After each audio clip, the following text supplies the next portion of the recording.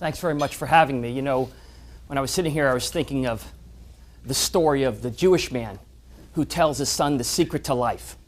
He says, son, you want to get ahead in life? Math. That's the answer. You do well in math, you'll be a superstar. Sends his kid off to school. Kid comes back with his first test, 78. Dad says, what's the problem, son? You're not listening to me? Math. If you don't do well in your next math test, I'm going to send you to Catholic school. Sends a Jewish kid off to school. Kid comes back with his next test, 61. Dad says, that's it. I'm sending you to Catholic school. Sends him to Catholic school. About 2 weeks later, the kid comes back, shows his test, 100. Dad says, what's the secret? He says, Dad, first day, I walked into class, looked up, saw that guy nailed to the plus sign, said they're serious about math. You never know what motivates people. And what motivates the way we think governs the way we live. And so what I'm going to talk about today is some of the things that you can think about in terms of how your perspective affects how you feel. How the perception of things governs how you react to them. And by doing that, it enables you to think a little different way. And what I wanted to start with is there is some questions, a question handout that I had. Some of you have had time to look at it, and some haven't. But we're going to go through it just for a couple of minutes, just to illustrate some of the ways we think. Our brain works in certain ways. We think in a systematic way based either on our experiences or on the way the autonomic brain system works. And we skip over things and we make assumptions about certain things. And this is a good quiz to give you an understanding of how are you really thinking? Are you really being open-minded about the way you think? If you look at the first question says Jackie and Joanna. They were born on the same day, of the same month, a minute or two apart, the same year. They have the same mother and father. Yet they're not twins. How is that possible? Now, when I give this question out, I can't tell you the thousands of people that will tell me it's the stepfather, they're from another generation, they're really alien, you get everything. And the answer is they're triplets. But who thinks that? Tremendous. The natural inclination is to think that there's an exception to the rule. Let's look at the second one. Imagine you're alone in a boat with a large hole in the bottom. Sharks are swimming around you on all sides, and the boat is sinking fast. How do you survive? Now, if I had $1 for the creative ways in which people have come up with solutions to this, I probably could retire. But the answer is, stop imagining.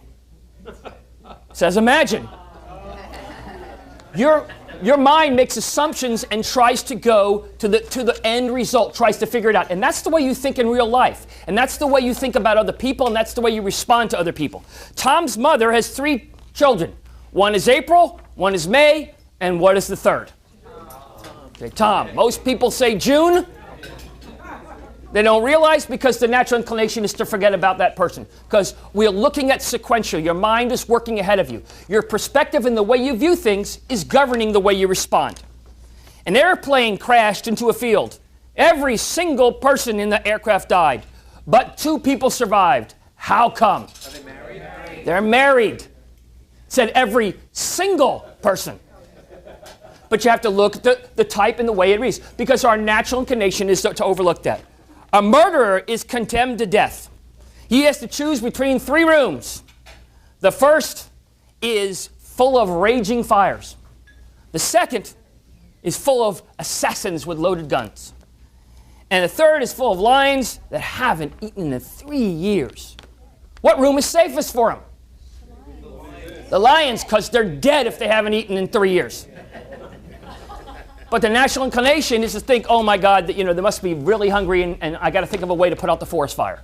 So one of my personal favorites is a man is wearing a black shirt, black mask, black clothes, black everything. He's walking at night, no street lights on, no lights are on around him. There's a car coming directly at him. The car does not have its lights on. However, at the last minute, it swerves and avoids the man. How is that possible? Answer is daylight. Daylight.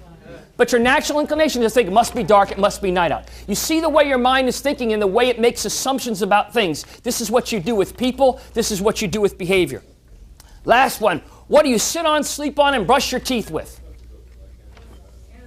An animal, the natural inclination is to think, okay, that's what it is. What do you sit on? A chair, sleep on a bed, and brush your teeth with a toothbrush. I didn't say it was one item. You did. It's 3 items. The concept is that you don't realize that the way that you look at things is going to govern the way you respond. It's going to govern the way you feel.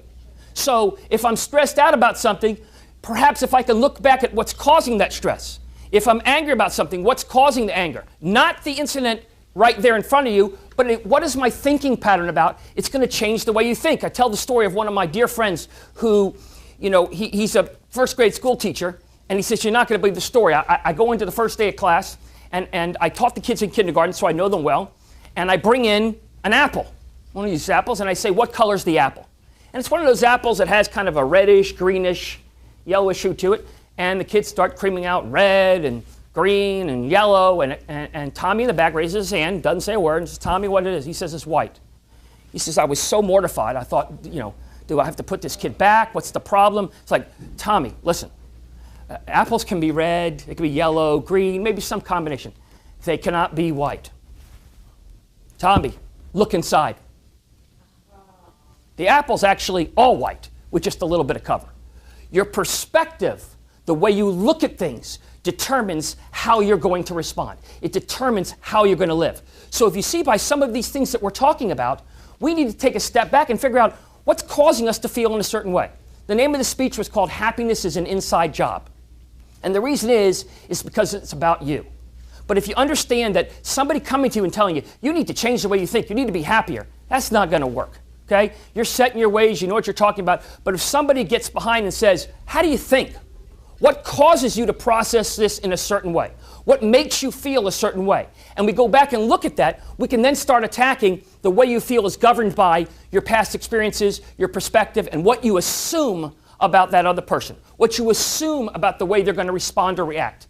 And what you assume about yourself.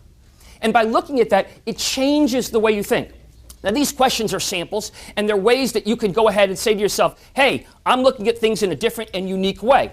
Well, how else can I do that? Well, the way you change your thinking is governed by motivation, what motivates you, governed by your perspective, that is the way things are, how you come about things, your perception, that is how you look at a particular object, and your attitude.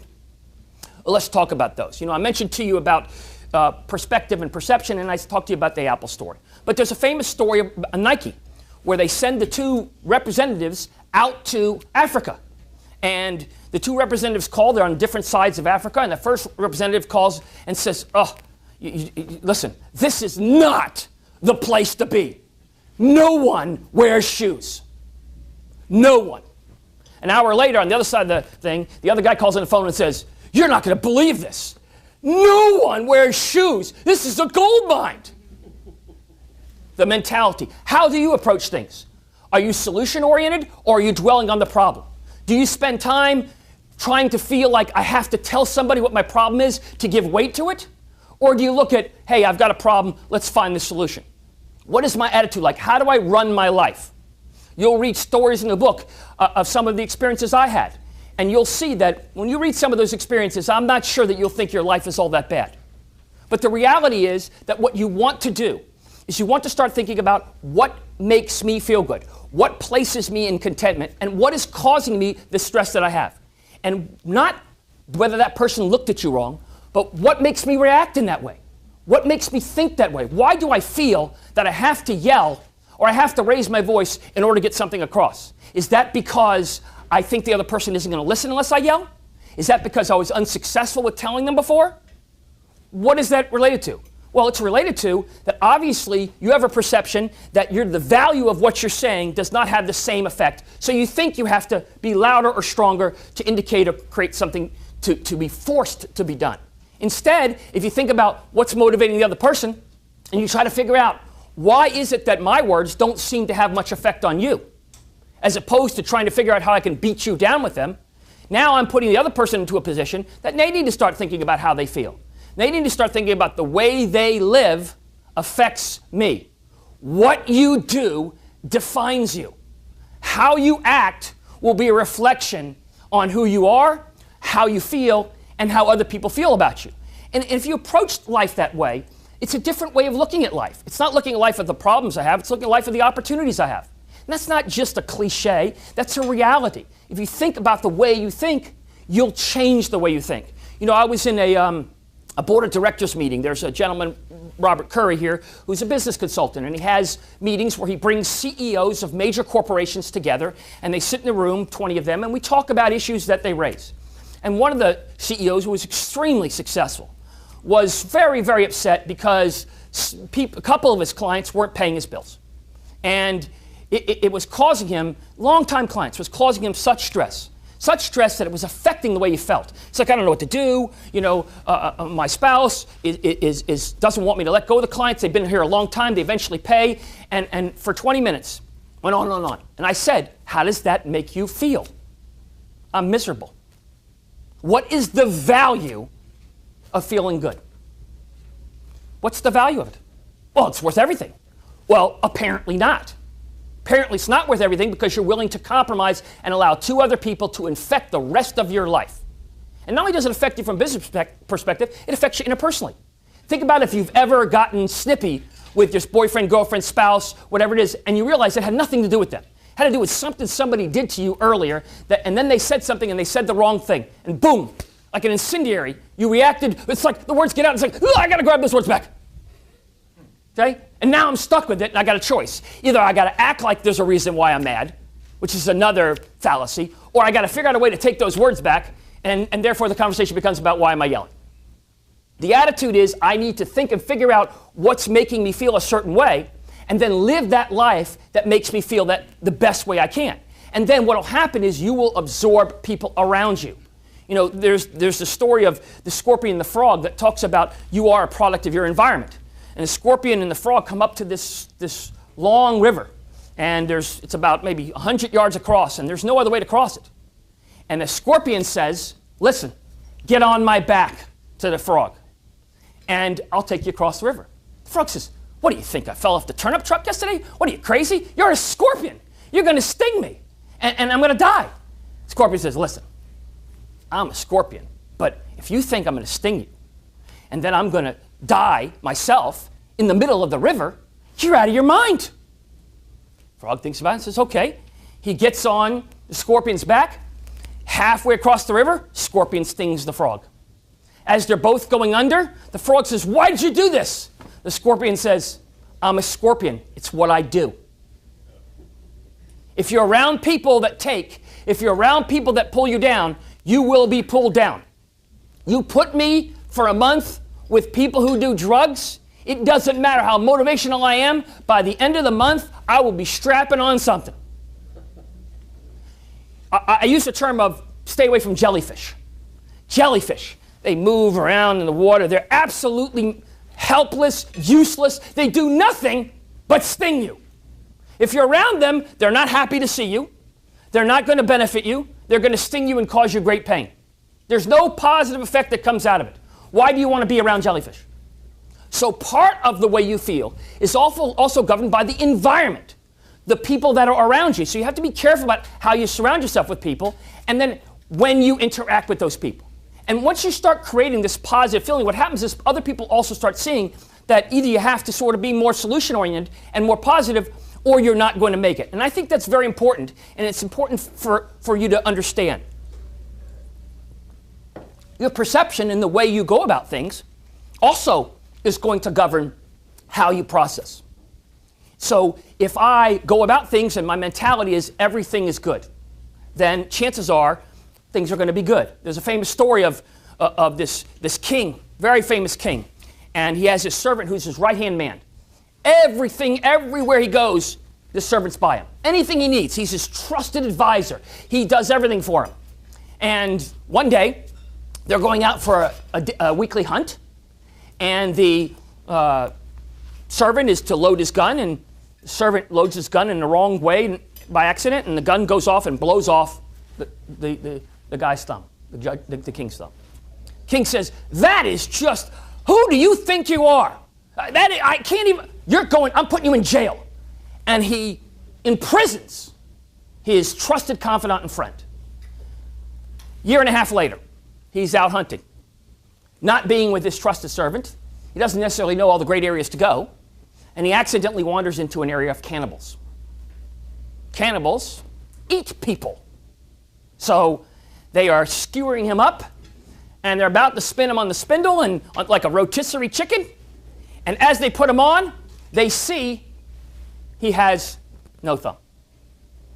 Meanwhile, back at the farm, in the prison, people are saying, oh, it must be horrible being there. He's like, no, no, no, this is good. It's okay, this is good. Flashback to the cannibal. No thumb. Cannibals, they're ritualistic. They have to eat a person who's whole. They cannot eat a person who has any missing appendages. So they let him go. So he races back to the kingdom to bring out of prison his friend who actually, did something great for him. And he says, oh my God, I feel so terrible. I cannot believe that I imprisoned you for so long. And the servant says, don't worry, this is good. He's like, no, you don't understand. You were in prison for 18 months. I was out there and they would have killed me, but for the fact that my thumb was blown off. And the servant looks at him and says, this is good, still good. He's like, how can you possibly say, I imprisoned you for 18 months. This is good, this is good. How can you possibly say? He said, because if I was with you, I'd have been eaten. Okay. Your perspective, your perception, how you process, how you look at things is going to govern how you feel. And if you start looking at things in a different way, you'll find that your life changes a little. And you'll find that it becomes what I call lighter. It's not as heavy because everything isn't a downer. If you're around people who are always a downer, you need to get behind, one, can I get away from that person? And two, if I can't, how do I help them to understand that being negative is not going to help you? It's not going to be, that negative energy is not going to drive anything. So one of the things that I want you to use and put in your pocket and use every time you're around somebody who's negative is when they make a negative comment, I want you to repeat the following words. How is this productive? Ask them. I understand you're upset. How is it productive to talk about it for an hour? Tell me how it is, because I want to learn, because I got my notepad out. I've been carrying around for 3 years. It's blank. I've asked many people this question, and nobody's ever given me a good answer. So how do you think it's productive? And 100 people out of 100 say it's not productive. Okay, but you're an intelligent person. Why are you doing it? What is the benefit? I understand you got a problem, but why don't we work on solving it? Why don't we talk about solving it? Are you afraid to solve it?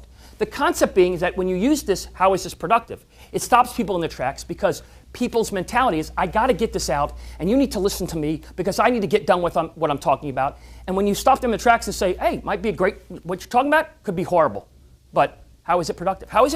Does it make you feel better? Are you happy that you're talking in misery? Of course I'm not happy. Okay, so do you want to not be happy? Is it your goal in life to intentionally not be happy? Well, of course not, Scott. It's not my goal. Okay, well, let's do something about it. Not shake out of it, get over her, get over it, but let's find out why you're doing that. Most people who complain a lot or who talk a lot feel like they're not being listened to.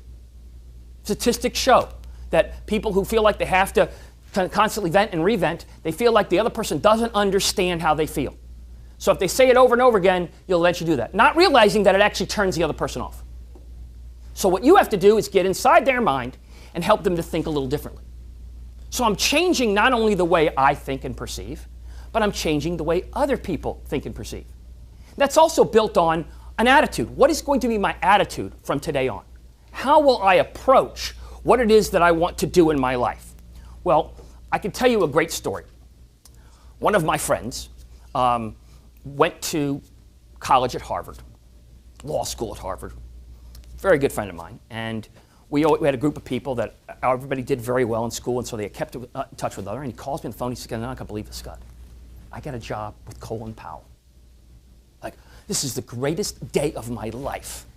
Okay, I'm gonna be his right hand person, and he was gonna have me do research projects, and I'm reporting directly to him. That's like amazing. We gotta celebrate. Blah blah blah." First day he gets on the job, he gets a project. Project is, can you tell me the status of the Iraq-Iran war situation and whether or not we should be pulling out our troops? I'm hearing different things from different people. We don't seem like we're making progress, but if we're not there, they're blowing up people. You need to tell me what I need to do. Take all the data of all the people and compile for me a memorandum and get input wherever you need. He's all psyched. Runs back to his office, picks up the phone. You're not going to believe this. I'm going to be deciding the Iraq-Iran war. Okay? Goes to work, works all day long. 6 o'clock he gets done. Colin says, I have this little outbox right outside my office. I want you to just drop it in that inbox outbox. Drops in the box. Comes back the next day at 8:30. Can't wait to talk to Colin Powell. On his chair is that report. It says, you can do better. Oh, 8:31, I get a phone call. Oh my God, I just lost my job. I've only been here a day. You're not going to believe it. He wrote, you can do better. Can you believe that? Listen, do better. Goes and works all day long. He talks to a couple of congressmen. He gets on the internet a little, but he takes reports and he re-dissects them and puts them all together. And he gets done about 7 o'clock at night. He gets there at the office at 8 because he wants to make sure he's going to meet Colin Powell to talk about the report. On his chair again, another post-it note. You could do better. He calls me on the phone. He's like, this is my last day at work. The end of the world is coming, whatever. I'm like, listen, there's obviously a reason why. Is this the best possible work you can do? Would you bet your job on it? Is this the best possible work? Oh, well, let me check into it. He hangs up the phone. He goes and calls everyone. Calls every friend, every senator, every Senate aide, every congressman. He researches the internet. He calls CNN. He pulls this report together. It's just the most. He turns it into a 50-page report with 700 citations. It's unbelievable. And he takes the document and he goes in and he says, I got to have a meeting with Colin Powell. And he goes in and says, Mr. Powell, General, please, this is the best possible thing I can do. Powell looks at it and says, okay, now I'll read it. Do you have an impatience with mediocrity in your life? Do you do things all the way that represent you? Are you being the best person you can be, or are you mailing it in and then seeing how it goes? It's a choice in life how you live. It's a choice in life how you think. It's a choice in life how you feel. And if you understand that and you approach life in that way, your attitude's going to be different. And if your attitude's that way, sometimes you can actually push through things which appear to be negative. Since I'm on the story of frogs I mentioned earlier, I got another story about frogs. Frogs are hopping in the forest. Hop, hop, hop, hop, hop. There's like this camouflaged hole, and they fall in the hole. 2 frogs. And the hole is so deep. They're jumping and jumping, and the other frogs hear them, and they come over, and they realize there is no chance they're going to get out. And they're screaming, they're waving their froggy hands and saying, listen, you can't get out. Stop this jumping. We can't watch this. This is terrible. Terrible. And so the one frog stops jumping and dies. Meanwhile, the other one's jumping and jumping and jumping, and he sees them waving their hand, everything. And finally, miraculously, the frog gets out. And they go up to the frog and they say, how did you keep jumping? We were waving our hands, and every single person said you're going to die, and it's over, and quit. He said, I was deaf. I thought you guys were cheering for me. You were waving your hands. So I kept jumping. What do you hear? What do you feel? How are you affected or infected by negative things around you? It would be crazy to say that if somebody close to you said something that was not healthy to you, that you wouldn't bother you, that it wouldn't affect you. But will it infect you? Will it change the way you feel about yourself? Will it change your decision-making so much so that you will alter your course? Now, I'm not saying if somebody doesn't like your hair, you shouldn't change your hair, or if your clothes are not matching, that you shouldn't get your clothes matching, or if the decision that somebody's telling you you think is good, but when somebody says to me, I think you should alter your course, I say, no problem. I'm happy to do it, and I'm glad you're giving me that advice. Can you tell me the evidence? I come from a law background. Show me the evidence, and I'll jump off a cliff. Show me the evidence why it's a good decision, and I'll do it. And you'd be surprised about how many people don't have any evidence, except their own perception, their own perspective, and the own way they live. If they come up with evidence, and sometimes people do, hey, Scott, I think you should go this way instead of that way. Okay, you know what? Thanks very much. You're the greatest. I move in that direction. I'm not ashamed of the fact that I didn't move in the right direction, didn't know. I'm happy, and they're happy.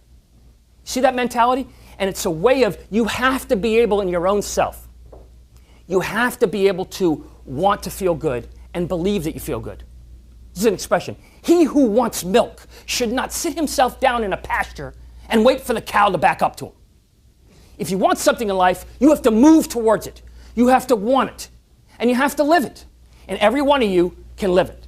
And if you want to get people to change their perspective, go home today, talk to your spouse, your kid, your friend, and I want you to ask them the following series of questions. I want you to ask them questions that they cannot give one-word answers and they cannot say yes or no to. So you're going to ask them who, what, where, why, when. Please tell me about all the things you did today. Your job is whatever they answer, you have to ask another question from their answer.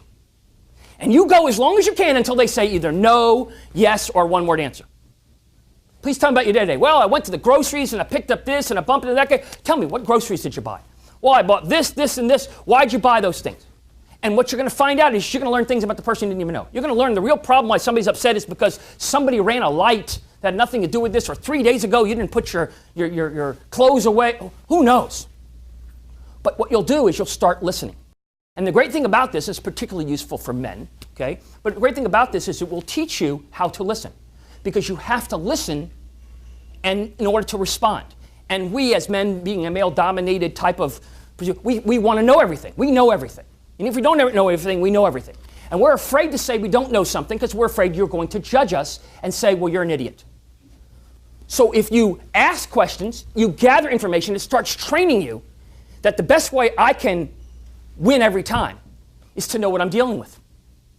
Before you get upset at something, let's find out that that's the reason why you should get upset. What if you find out, how many times have you reacted to something and realized they weren't meaning that at all? Nobody in here couldn't raise their hand and not say that happened to them.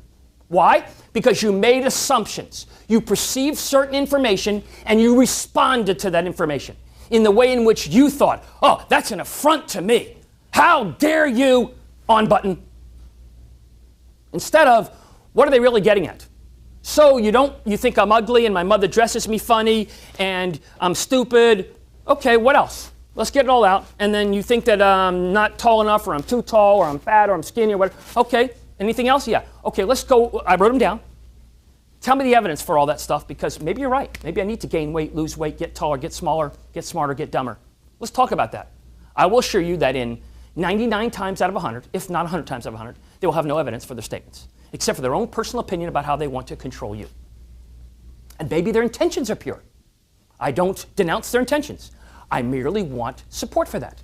And if I have support, my life will change. So if you see, what we're doing is we're living in a way that's going to say to us, hey, I'm going to choose my life and live it in a way that's positive. I am going to make sure that when I approach everything, it is from a solution-oriented approach. How convicted are you about this? How convicted will you be about this? One of my favorite stories, the story of the dog and the rabbit. Okay? The master, everybody who's got a dog knows this. The dog unconditionally loves you. You love the dog. The dog will do anything to please you. Dog says, whatever you want, master. Go out and today, we had this rabbit that's been running around. I got to get it out of the backyard. Go get the rabbit. Dog runs hours, runs all day long. Can't get the rabbit. Dog comes back, and the master says, I don't understand. You've never failed me in your entire life. The dog, you've done everything I've ever asked. And the dog says, I was running after a meal. The rabbit was running for his life. What is your approach in life? How will you take today and change the way you think? And I want to leave you with an idea or a thought that will help you to understand that. And I want to tell you how much I want to move you. This is how much I want you to change, and I want you to pay close attention because you got to watch. This is how far I want to change you. Ready? Here we go. Let me do that again. Ready? If I move you 1 inch, if today you move 1 inch, in a year you've gone miles. You do not have to say, I've got to change everything about my life. How about changing the way you think? How about changing the way you feel today? How about changing the way you were approaching a product and start talking to the other person about why they feel the way they feel? How about starting there? And if you do that, you will find it will be very, very powerful for you. And you'll also find the ability to adapt. And this is the last story I'm going to leave you with. And that is that President Harrison got elected and was going to give a speech many, many, many years ago. And most of you know that there's an inaugural day where they give the speech. His advisors, though, told him, listen, you can't give the speech that day. You can't do it. There is an unbelievable snowstorm. It is so bad, and there are 40-mile-an-hour winds, and it's 20 degrees below zero. You're the president. You could do it the next day. I'm doing the speech, what every president does, and that's the way it is. Please, I'm telling you, do it. No, I'm the president. I'm going to do it in that day. And he did the speech. Brilliant speech. Brilliant. Brilliant speech. Caught pneumonia and died 2 months later. How will you live your life? Will you be willing to adapt? Will you be willing to change? Remember that what you do will define you. Not what you did yesterday. I don't care what you did yesterday. I make the joke everybody laughs. I say, shake the Etch-a-Sketch. Okay? Ooh, Etch-a-Sketches, shake it. Today is the first day of the rest of your life. Today is the day you're going to decide that I'm going to make the quality of my life better. And I'm going to affect other people in a positive way, and I'm going to infect people in a positive way. And if you do that, I guarantee you, as I stand here, your life will change in a dramatic way. You will never again feel the way you feel in a negative way. You will always feel positive. And I will tell you something, there is nothing more powerful than happiness. Thank you very much.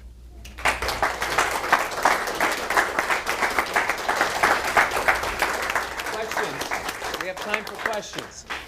Questions, answers, insults, compliments? Good. Yes.